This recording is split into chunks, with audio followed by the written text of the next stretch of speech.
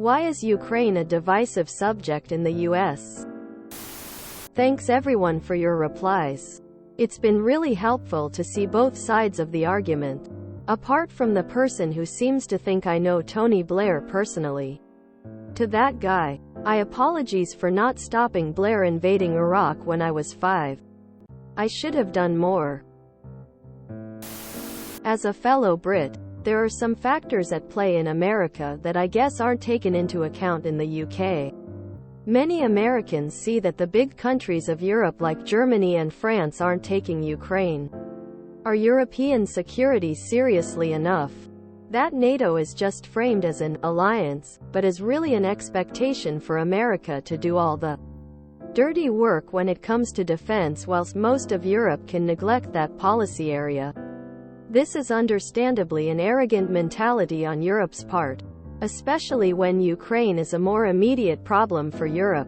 Like it or not, Europe's complacency and lack of willingness to invest more in its defense is also what undermines NATO and emboldens Russia. Maybe we were the Russian puppets all along. We are a rich, mostly stable continent with some of the world's healthiest, most educated populations and strongest economies. We ought to stop pretending we're toddlers that need America to hold our hand. End of. Donald Trump tried to get dirt on Biden from Zelensky. It didn't work. Ever since then, Trump has hated Ukraine. What Trump hates, the Republican Party decides to hate. It's that trivial and petty. It's because, for a few decades now, the Republican Party has had no identity other than not the Democrats. Biden wants to support Ukraine. Therefore Trump doesn't. I love how everyone nitpicks the other side's words while making broad generalizations when attacking them. Never was one to accept the "get the wagons in the circle and go to war" philosophy. If you need to adopt your enemy's tactics to win, what exactly are you even fighting for if you become them? Anyways, Trump ranted against NATO allies underspending on their defense, and blustered on how they should send Russia after them as a way of making his point. Basically, he was asking why the US and its massive military should defend NATO members who underspend on their own defense. As means NATO membership has no benefit to us at all, but the members are beneficiaries of our military. Or that's how I read it. Not saying I agree with him. And I don't see how he's cozying up to Russia with the NATO stuff. A few reasons. War fatigue. Keep in mind we spent a long time expending military and political capital in the Middle East. And many here don't feel it was worth it. There's absolutely an undercurrent of trepidation to get involved in new conflicts. There's currently a weird reversal in political views, wherein the traditionally anti-war, pro-isolationist left wing is favoring supporting U.S. interests in foreign conflicts, while the traditionally hawkish right wing is becoming more isolationist. This isn't actually a new conflict, but it's different in the sense of who is on what side. That's not new to the Ukraine conflict either. It's been going on for a few years. But the Ukraine conflict is the first open war to contextualize that backdrop related to the above. The right wing is growing increasingly frustrated in the perspective that we subsidize the defense of European nations, while those same European nations mock us and denigrate us. It's a dumb threat on the part of Trump, but the broader logic is, either pull your weight, or don't expect us to.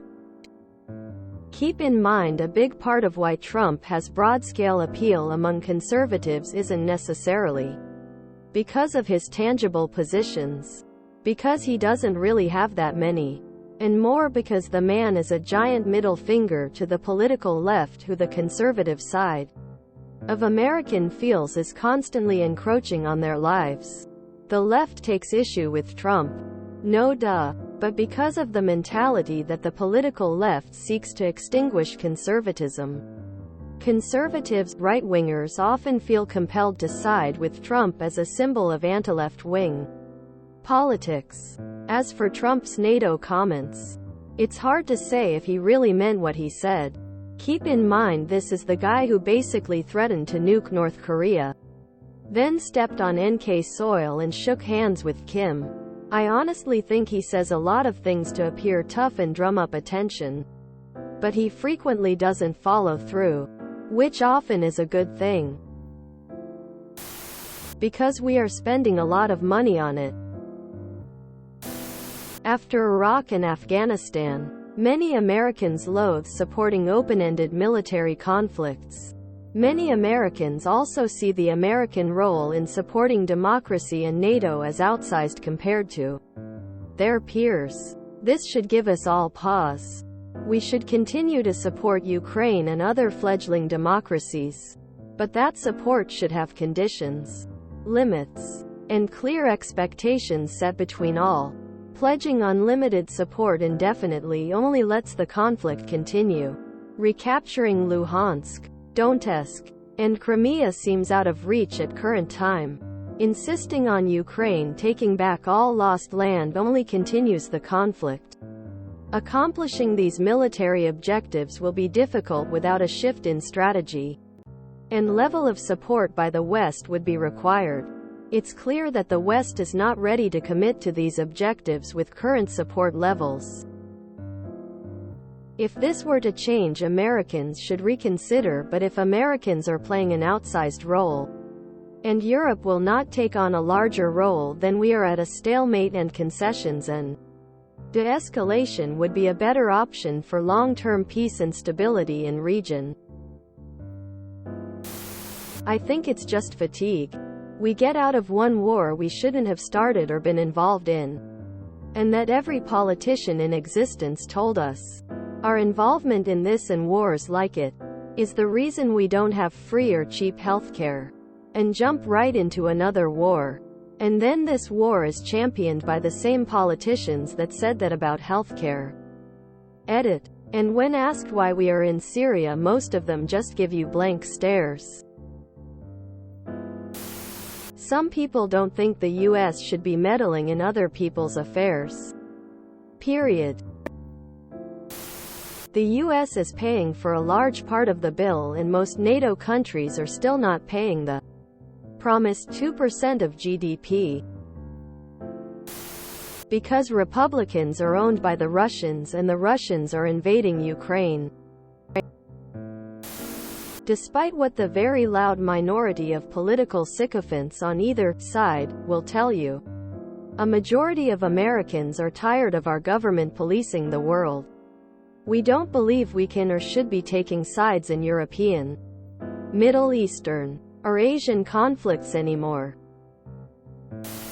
It's only divisive if you support January 6th. Lately in the US, our government will use anything they can to be divisive. Example, unanimously voted to end time change due to daylight savings, then fought along party lines on always being daylight savings, or always being not daylight savings. Fought along party lines about vaccines, even though the people fighting against it are the people voting for the guy that rushed the vaccine into availability. The fact that there's lives at stake seems to not change anything. Just like the argument over common sense gun reforms. Because half of us are idiots and the other half are morons. Every country has a percentage of crazy people. Sadly, the US has a higher percentage than we thought since Trump brought them out of the woodwork. Dems like it, and therefore GOP has to oppose. This is regardless of the fact that the GOP demanded Biden do something or take more action when it started. Once he did take action, it wasn't enough, until they saw it as an advantage for the Dems and thus had to turn against it. Now Trump and his congressional friends join together to oppose so others fall in line, while trying hard to suggest they aren't supporting Putin. Sure, there's an element of wanting more European nations to help as opposed to it just being, or mostly, The US. As always. But there's a lot of party line pissing going on here. The short answer is the amazing polarization in the US over many issues. The first is American tribalism logic. A Democratic president and Congress support Ukraine. Anything the Democrats support must be evil. So Republicans will oppose it.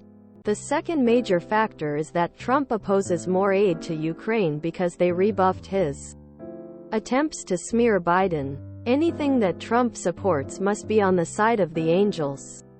Finally, there are a fair number of people who believe that support for Ukraine is causing an unreasonable tax burden. NATO is another suspect expense. Even though huge tax cuts for the wealthy and tax breaks for large corporations cost many times more than this expense. 3 reasons. First, Trump has a personal grudge against Zelensky. Due him trying to extort Zelensky and getting impeached, but not removed, over it. If you're a Trump fan, you prove your loyalty by making his enemies your enemies. And that's what many elected Republicans are currently doing. Also, Trump has always been weirdly submissive to Putin. Certainly he is jealous of the power and permanence of Putin's position. The most charitable way to put it would be to say he just really wants to build a hotel in Moscow. And less charitable views would assume Putin has leverage on him. Finally, Russia is running a propaganda operation that targets social conservatives, wherein Russia is portrayed as standing up for traditional values, so there are a good number of credulous social conservatives who think Putin cares about their crusade against drag shows and public libraries and such. These are also the only Americans who will have opinions about Hungary. They are pro-Orban. If you enjoyed this video, please check out our playlists full of similar content. Epic Haircast is like doom scrolling for your ears. Please like, share, and subscribe.